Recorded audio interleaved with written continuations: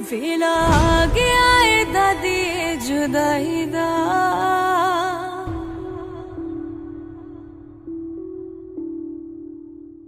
असाज मुड़ के आना नहीं।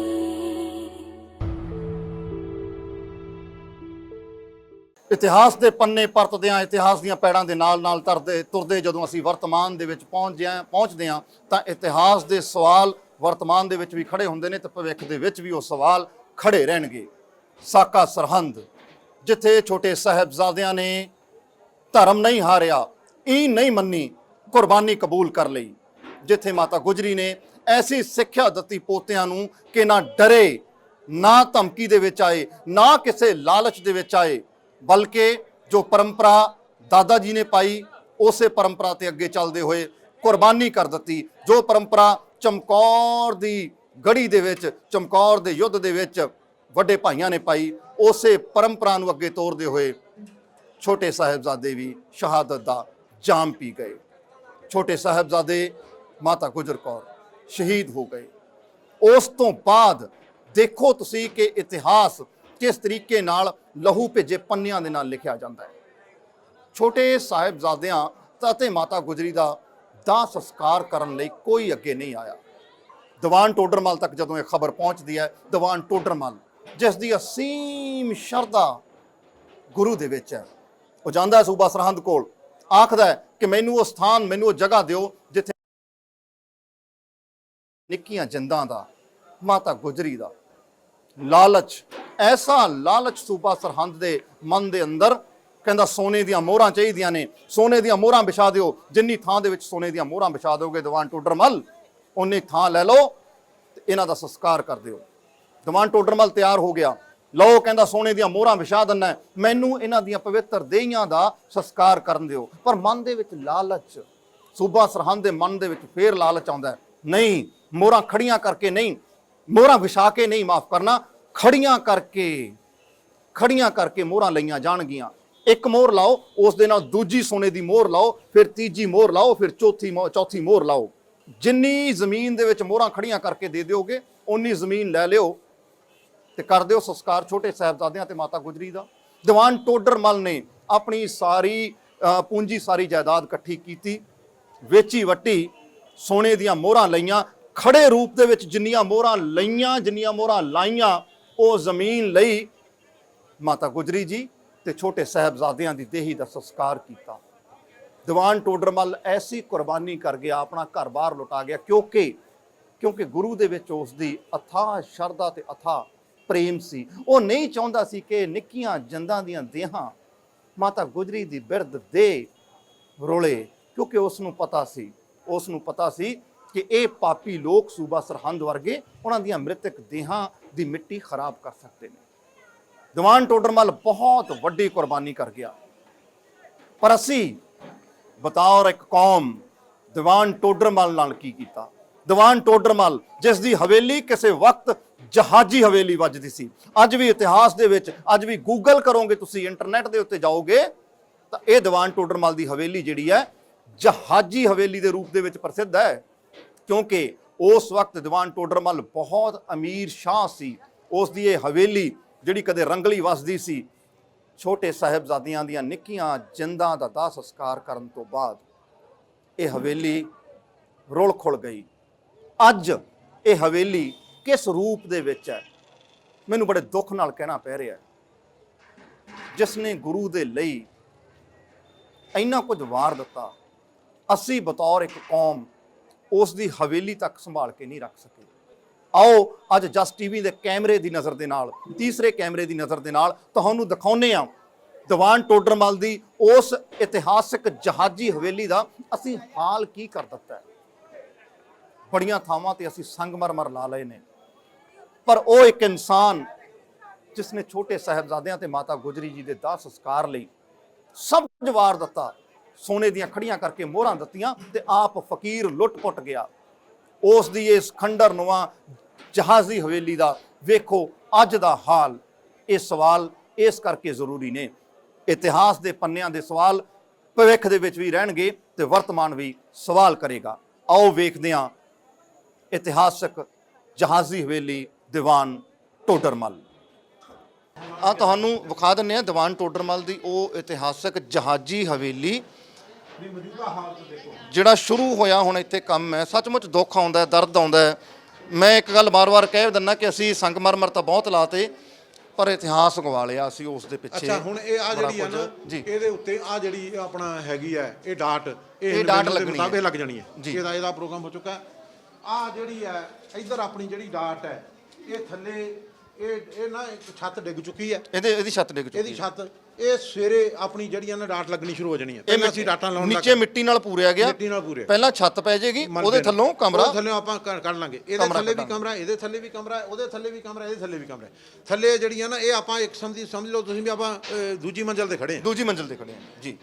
ਹਾਂਜੀ ਹੇਠਾਂ ਇਹਦੇ ਸੋ ਹੇਠਲਾ ਇਹ ਫਲੋਰ ਇੱਕ ਬੜੀ ਪਰਪੱਕ ਵਿਉਂਤ ਨਾਲ ਸਾਰੀ ਖੇਡ ਚੱਲ ਰਹੀ ਹੈ। ਇਹ ਟੈਕਨੀਕਲੀ ਵੀ ਚੱਲ ਰਹੀ ਹੈ। ਮਤਲਬ ਇਹ ਨਹੀਂ ਵੀ ਐਵੇਂ ਹੀ ਮਤਲਬ ਜਿਹੜਾ ਪ੍ਰੋਗਰਾਮ ਆ ਦੇਖੋ ਤੁਸੀਂ ਆ ਜਿਹੜੀਆਂ ਨੇ ਨਾ ਇਕੱਲੇ ਹਵਾ ਜੀ ਆ ਪੱਤੀਆਂ ਇਹ ਪੱਤੀ ਕੀ ਇਹਨੂੰ ਡਾਟ ਨੂੰ ਸਾਂਭ ਸਕਦੀ ਹੈ? ਨਹੀਂ ਸਾਂਭ ਨਹੀਂ ਸਾਂਭ। ਅੱਛਾ ਹੁਣ ਇਹ ਤਦੇ ਆ ਵੀ ਇਹ ਜਿਹੜੀਆਂ ਨੇ ਐਡੀਆਂ ਤੇੜਾਂ ਨੇ ਜੇ ਤੁਸੀਂ ਦੇਖੋ ਸਮਝਦਾ ਕਿ ਨਹੀਂ ਤੁਹਾਨੂੰ ਜਿਹੜਾ ਤੇ ਇਹਨੂੰ ਜਿਹੜਾ ਹੈ ਨਾ ਇਹਨੂੰ ਬਚਾਉਣ ਵਾਸਤੇ ਅਸੀਂ ਬਿਲਕੁਲ ਟੈਕਨੀਕਲੀ ਜੋ ਚਾਹੀਦਾ ਜੋ ਹੈਗਾ ਉਹਦੇ ਮੁਤਾਬਕ ਸਾਰਾ ਮਟੀਰੀਅਲ ਕਰਕੇ ਤੇ ਉਹਦੇ ਮੁਤਾਬਕ ਕਰਨਾ। ਆ ਦੇਖੋ ਹੁਣ ਤੇੜ ਹੈ। ਹਾਂਜੀ ਬਿਲਕੁਲ ਨਹੀਂ ਸਾਂਭ ਸਕਦੇ। ਇਹ ਤਾਂ ਸਿਰਫ ਪੰਚਿੰਗ ਵਾਲੀ ਗੱਲ ਮਨ ਤਸੱਲੀ ਦੇਣ ਵਾਲੀ ਗੱਲ। ਹੁਣ ਉਹ ਜਿਹੜਾ ਮਗਰਲਾ ਦੇਖੋ ਤੁਸੀਂ ਉਹ ਕਰਕੇ ਦਿਓ ਸਟਿਚਿੰਗ ਹੈ ਜੇ ਉਹਦੇ ਉੱਤੇ ਕਿਤੇ 20 ਬੰਦੇ ਚੜ ਜਾਂਦੇ ਉਹ ਜਿਹੜਾ ਹੈਗਾ ਉਹ ਥੱਲੇ ਡਿੱਗ ਪਾ ਜਾਣਾ। ਮੈਂ ਜਸਟ ਟੀਵੀ ਦੇ ਦਰਸ਼ਕਾਂ ਦੇ ਲਈ ਇਸ ਪਵਿੱਤਰ ਮੌਕੇ ਦੀਵਾਨ ਟੋਡਰਮਲ ਦੀ ਇਤਿਹਾਸਕ ਹਵੇਲੀ ਜਿਹੜੀ ਅੱਜ ਸੱਚਮੁੱਚ ਸਾਡਾ ਮੂੰਹ ਚੜਾਉਂਦੀ ਹੈ, ਇਹ ਸਾਨੂੰ ਅੰਗੂਠਾ ਟੇਕਦੀ ਹੈ, ਅੰਗੂਠਾ ਵਿਖਾਉਂਦੀ ਹੈ ਕਿ ਕੌਮ ਦੇ ਵਾਰਸੋ ਤੁਸੀਂ ਦੁਨੀਆ ਦੇ ਵਿੱਚ ਜਾ ਕੇ ਵੱਡੀਆਂ ਵੱਡੀਆਂ ਮੱਲਾਂ ਮਾਰ ਲਈਆਂ, ਤੁਸੀਂ ਵੱਡੇ ਵੱਡੇ ਭਾਸ਼ਣ ਦਿੰਦੇ ਨਹੀਂ ਥੱਕਦੇ ਸਟੇਜਾਂ ਦੇ ਉੱਤੇ, ਪਰ ਜਿਹੜੇ ਕੌਮ ਦੇ ਸਰਮਾਏ ਸੀ ਜਿਨ੍ਹਾਂ ਨੇ ਗੁਰੂ ਦੇ ਲਈ ਐਡੀਆਂ ਕੁਰਬਾਨੀਆਂ ਕਰ ਦਿੱਤੀਆਂ ਕਿ ਅਸੀਂ ਉਹਨਾਂ ਦੇ ਘਰ ਵੀ ਸਾਂਭ ਕੇ ਨਹੀਂ ਰੱਖ ਸਕਦੇ ਜਾਂ ਉਸ ਯੋਗ ਨਹੀਂ ਹਾਂ। ਇਹ ਸਵਾਲੀਆ ਨਿਸ਼ਾਨ ਹੈ, ਇਹ ਚਿੰਨ੍ਹ ਹੈ। ਇਹ ਸਵਾਲੀਆ ਨਿਸ਼ਾਨ ਸਾਡੇ ਸ਼ਬਦਾਂ ਚੋਂ ਨਹੀਂ, ਇਸ ਹਵੇਲੀ ਦੇ ਬਾਹਰ ਆ ਕੇ ਖੜੇ ਹੋ ਜਾਓਗੇ ਤਾਂ ਇਹ ਹਵੇਲੀ ਦੀ ਹਾਲਤ ਜਿਹੜੀ ਹੈ ਨਾ ਖੰਡਰ ਹਾਲਤ, ਉਹ ਸਵਾਲੀਆ ਨਿਸ਼ਾਨ ਆਪਣੇ ਆਪ ਖੜਾ ਕਰਦੀ ਹੈ ਕੌਮ ਦੇ ਅੱਗੇ। ਦੇਖੋ ਜੇ ਇਹਨੂੰ ਆ ਨਾ ਸਾਂਭਾਂਗੇ ਉੱਪਰਲੀ ਜਿੰਨੀ ਵੀ ਉਹ ਸਾਰੀ ਡਿੱਗ ਪੈਣੀ ਹੈ ਜੀ। ਸਮਝਦੇ ਨਹੀਂ ਇਹ ਜਿਹੜੀਆਂ ਆ ਜਿਹੜੇ ਲੱਗੇ ਨੇ ਇਹ ਸਾਰੇ ਇਹ ਨਹੀਂ ਜਿਹੜਾ ਹੈਗਾ ਸਰੀਆਂ ਦੇ ਟੋਟੇ ਨਹੀਂ ਸਾਂਭ ਸਕਦੇ ਇਹਨੂੰ। ਆਓ ਇੱਥੇ ਅੰਦਰ ਆਓ।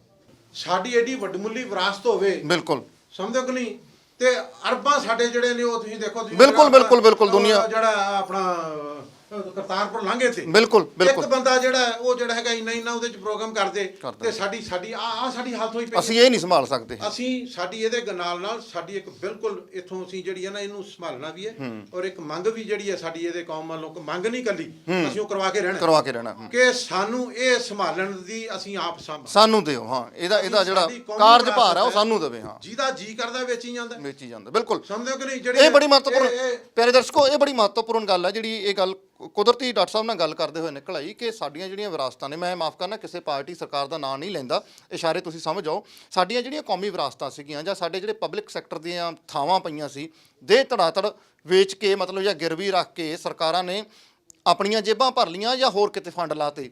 ਜੇ 5-4 ਸਾਲ ਇਹਦਾ ਹੋਰ ਧਿਆਨ ਨਾ ਰੱਖਿਆ ਗਿਆ ਸਰਕਾਰ ਨੇ ਇਹ ਵੀ ਕਿਸੇ ਖੂਹ ਖਾਤੇ ਪਾ ਕੇ ਵੇਚ ਦੇਣੀ ਹੈ, ਜਗ੍ਹਾ ਵੀ ਇਹਦੀਆਂ ਇੱਟਾਂ ਵੀ ਵੇਚ ਦੇਣੀਆਂ ਤੇ ਉਦੋਂ ਬਾਅਦ ਇੱਥੇ ਕੋਈ ਹੋਰ ਪ੍ਰੋਜੈਕਟ ਜਿਹੜਾ ਉਹ ਕਿਸੇ ਪ੍ਰਾਈਵੇਟ ਅਦਾਰੇ ਦੇ ਨਾਲ ਲਾਂਚ ਕਰ ਦੇਣਾ। ਇਹਦੇ ਨਾਲ ਦੇਖੋ ਜਿਹੜੀਆਂ ਸਾਡੀਆਂ ਸਿੱਖ ਰਿਆਸਤਾਂ ਸੀਗੀਆਂ ਹਾਂਜੀ ਜੇ ਉਹ ਥਾਂ ਹੀ ਆਪਣੀ ਜਿਹੜਾ ਹੁਣ ਫਰੀਦਕੋਟ ਹਾਊਸ ਸੀ, ਫਰੀਦਕੋਟ ਉਹਦੇ 'ਚ ਪ੍ਰੋਗਰਾਮ ਸੀਗਾ, ਉਹ ਕਹਿੰਦੇ ਜੀ ਉਹ ਉਹਨਾਂ ਦੇ ਵਾਰਸ ਅੱਗੇ ਜਿਹੜਾ ਹੈਗਾ ਵਾਰਸ ਉਹਨਾਂ ਦੀ ਕੌਮ ਹੈ, ਉਹ ਵਿਕ ਗਈਆਂ ਥਾਂ ਹੀ। ਫਰੀਦਕੋਟ ਹਾਊਸ ਵੀ ਵਿਕ ਗਿਆ ਤੇ ਜਿਹੜਾ ਹੈਗਾ ਜਿਹੜੇ ਸਾਰੇ ਕਿਲੇ ਤੇ ਸਾਡੇ ਵਿਰਾਸਤ ਵਿਕੀ ਜਾਂਦੀ ਹੈ।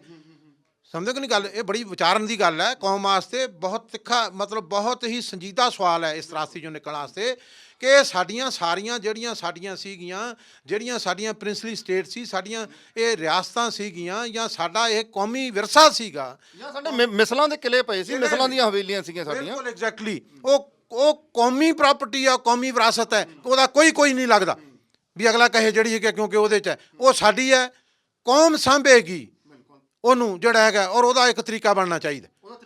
ਅਸੀਂ ਉਹਦੇ ਵਾਸਤੇ ਸਰਕਾਰ ਨੂੰ ਅਸੀਂ ਮਜਬੂਰ ਕਰਾਂਗੇ ਕਿ ਸਰਕਾਰ ਉਹਦੇ ਬਾਰੇ ਇੱਕ ਐਕਟ ਬਣਾਵੇ ਤੇ ਨਹੀਂ ਤੇ ਕੌਮ ਸਾਂਭੇਗੀ ਆਪ, ਜਿਹੜੀ ਸਰਕਾਰ ਨੇ ਅੜਨਾ ਅੜੇ।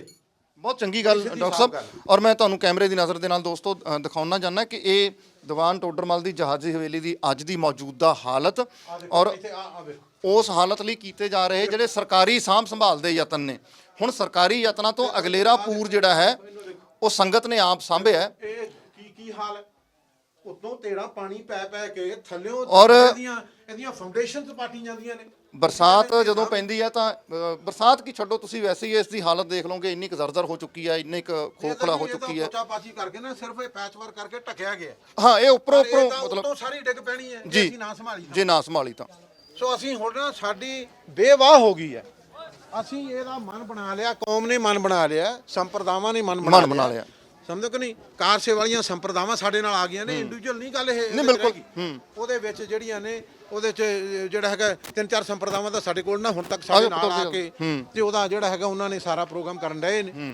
ਤੇ ਇਹਦੇ ਵਿੱਚ ਅਸੀਂ ਮੈਨੂੰ ਡਾਕਟਰ ਸਾਹਿਬ ਇੱਕ ਹੋਰ ਖਦਸ਼ਾ ਹੈ, ਮਾਫ ਕਰਨਾ, ਚਲੋ ਹੁਣ ਆਪਣੀ ਗੱਲ ਹੀ ਚੱਲ ਪਈ ਹੈ। ਮੇਰਾ ਖਦਸ਼ਾ ਇਹ ਹੈ ਕਿ ਕਿਤੇ ਇਹ ਹਵੇਲੀ ਦੀ ਜਦੋਂ ਅਸੀਂ ਪੁਨਰ ਰੈਨੋਵੇਸ਼ਨ ਕਰ ਦਾਂਗੇ, ਇਹਨੂੰ ਦੁਬਾਰਾ ਉਸ ਹਾਲਤ 'ਚ ਲਿਆਵਾਂਗੇ 5-4 ਸਾਲ 2 ਸਾਲ ਨੂੰ, ਜਦੋਂ ਵੀ ਕੀ ਇੱਥੇ ਵੀ ਸਾਨੂੰ ਉਦਾਂ ਹੀ ਪੱਥਰ ਲੱਗਿਆ ਹੋਇਆ ਮਿਲੇਗਾ ਜਾਂ ਇਹੀ ਰੂਪ ਸਰੂਪ ਰਹੇਗਾ? ਇਹ ਮੇਰਾ ਖਦਸ਼ਾ ਹੈ। ਰੂਪ ਸਰੂਪ ਰਹੂਗਾ ਇਹਦੇ ਅੰਦਰ ਜਿਸ ਤਰ੍ਹਾਂ ਆਪਾਂ ਕਰਦੇ ਆ, ਸਮਝਦੇ ਕਿ ਨਹੀਂ। ਦੇਖੋ ਆਫਟਰ ਆਲ ਜਿਹੜਾ ਮਤਲਬ ਐਡਾ ਰਾਜਿਆਂ ਵਰਗਾ ਪ੍ਰੋਗਰਾਮ ਸੀਗਾ, ਜੇ ਥੱਲੇ ਆਪਾਂ ਜਿਵੇਂ ਫਰਸ਼ ਲਾਉਂਦੇ ਆ, ਜੇ ਮਾਰਬਲ ਦਾ ਲੱਗਿਆ ਹੋਇਆ ਸੀ ਜਾਂ ਦੂਜਾ ਲੱਗਿਆ ਹੋਇਆ ਸੀ, ਆਪਣੇ ਪੁਰਾਣੇ ਮਹਿਲਾਂ 'ਚ ਲੱਗਿਆ ਹੋਇਆ, ਜਿਹੜਾ ਕਿ ਹਜ਼ਾਰਾਂ ਸਾਲ ਵਾਲਿਆਂ 'ਚ ਲੱਗਿਆ ਹੋਇਆ, ਉਹਦੇ ਮੁਤਾਬਕ ਇਹਦੀ ਸ਼ਾਹੀ ਦੇਖ ਹੋਊਗੀ, ਪਰ ਰਹੂਗੀ ਇਹੀ ਮਟੀਰੀਅਲ ਰਹੂਗਾ, ਇਹੀ ਇਹਦਾ ਡਿਜ਼ਾਈਨ ਰਹੂਗਾ, ਇਹੀ ਚੂਨੇ 'ਚ ਇਹਦੀ ਜਿਹੜੀ ਸਾਰੀ ਜਿਹੜੀ ਹੈ ਨਾ, ਜਿਸ ਤਰ੍ਹਾਂ ਕਰਕੇ ਇਹਨੂੰ ਬਦਲਿਆ ਨਹੀਂ ਜਾਊਗਾ। ਵਾਹਿਗੁਰੂ ਜੀ ਕਾ ਖਾਲਸਾ, ਵਾਹਿਗੁਰੂ ਜੀ ਕੀ ਫਤਿਹ। ਦੀਵਾਨ ਟੋਡਰਮਲ ਦੀ ਇਸ ਹਵੇਲੀ ਦੀ ਇਸ ਜਰਜਰ ਹਾਲਤ ਦੇ ਵਿੱਚ ਰੰਗ ਬਰੰਗੀਆਂ ਲੱਗੀਆਂ ਰੌਸ਼ਨੀਆਂ ਦੇ ਨਾਲ ਤੁਹਾਨੂੰ ਇਸੇ ਆਸ ਤੇ, ਇਸੇ ਉਮੀਦ ਤੇ ਔਰ ਇਸੇ ਅਰਦਾਸ ਨਾਲ ਛੱਡ ਚੱਲਦੇ ਹਾਂ ਕਿ ਜਦੋਂ ਫਿਰ ਕਿਤੇ ਮੁੜ ਇਸ ਦੀ ਕੰਪਲੀਟ ਰਿਪੋਰਟ ਕਰਨ ਦੇ ਲਈ ਆਈਏ ਤਾਂ ਦੀਵਾਨ ਟੋਡਰਮਲ ਦੀ ਇਹ ਹਵੇਲੀ, ਜਹਾਜੀ ਹਵੇਲੀ, ਸਾਨੂੰ ਉਸੇ ਰੂਪ ਦੇ ਵਿੱਚ ਦੇਖਣ ਨੂੰ ਮਿਲੇ ਜਿਸ ਦੀ ਚਰਚਾ ਡਾਕਟਰ ਮਨਜੀਤ ਹੋਰਾਂ ਨੇ ਕੀਤੀ ਹੈ, ਸਾਡੇ ਨਾਲ ਡਾਕਟਰ ਰੰਧਾਵਾ ਹੋਰਾਂ ਨੇ ਕੀਤੀ ਹੈ, ਜਾਂ ਜਿਸ ਤਰੀਕੇ ਦੀ ਹਾਲਤ ਇਸ ਦੀ ਉਸ ਵਕਤ ਸੀ, ਘੱਟੋ ਘੱਟ ਉਸ ਦੇ ਨੇੜੇ ਤੇੜੇ ਸਾਨੂੰ ਇਹ ਦੇਖਣ ਨੂੰ ਮਿਲੇ। ਕਿਉਂਕਿ ਇਹ ਜਹਾਜੀ ਹਵੇਲੀ ਦੀਵਾਨ ਟੋਡਰਮਲ ਦੀ ਕੌਮ ਦਾ ਸਰਮਾਇਆ ਹੈ, ਕੌਮ ਦੇ ਸਿਰ ਦੇ ਉੱਤੇ ਬੋਝ ਹੈ ਇਸ ਦਾ ਢਹਿ ਜਾਣਾ, ਔਰ ਕੌਮ ਦੀ ਇਹ ਡਿਊਟੀ, ਕੌਮ ਦਾ ਇਹ ਫਰਜ਼ ਬਣਦਾ ਕਿ ਜਿਨ੍ਹਾਂ ਨੇ ਸਾਡੇ ਲਈ ਕੁਝ ਕੀਤਾ, ਅਸੀਂ ਘੱਟੋ ਘੱਟ ਉਹਨਾਂ ਦੀਆਂ ਵਿਰਾਸਤਾਂ ਨੂੰ ਸੰਭਾਲ ਕੇ ਰੱਖ ਲਈਏ, ਖੰਡਰ ਹੋਣ ਤੋਂ ਬਚਾ ਲਈਏ। ਇਮਾਰਤਾਂ ਦਾ ਖੋਖਲਾ ਹੋਣਾ ਬੜਾ ਕੁਝ ਸਾਡੇ ਅੰਦਰ ਦੇ ਖੋਖਲੇ ਹੋਣ ਦਾ ਗਵਾਹ ਕਈ ਵਾਰ ਬਣ ਜਾਂਦਾ ਹੈ। ਬਣੇ ਰਹੋ ਜਸ ਟੀਵੀ ਦੇ ਨਾਲ, ਸ਼ਹੀਦੀ ਜੋੜ ਮੇਲ ਦੀਆਂ ਹੋਰ ਤਸਵੀਰਾਂ ਤੁਹਾਡੇ ਨਾਲ ਲਗਾਤਾਰ ਸਾਂਝੀਆਂ ਕਰਦੇ ਰਹਾਂਗੇ। ਸਤਿ ਸ਼੍ਰੀ ਅਕਾਲ।